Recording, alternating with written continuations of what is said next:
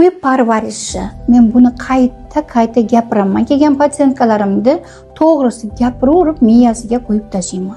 Uy parvarishi birinchi o'rinda, juda ham qattiq qarayman bunga.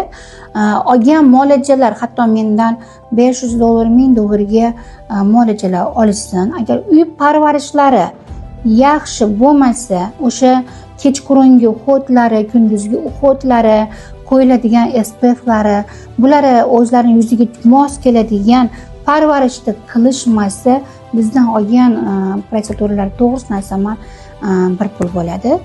Shuning uchun men bularga qattiq tavsiya qilaman. Hamda o'zimning professional kabinetimda har bir muolaja o'tkazishdan oldin chestka peeling qilmasdan muolajani qilmayman. Chunki tozalanmagan yuzga qilingan muolaja terida yaxshi natija bermaydi. Terimizda o'lik terilarni chiqarib yubormasdan, poralarni tozalab ocholmasdan qilgan muolajamiz terini ichiga singmaydi.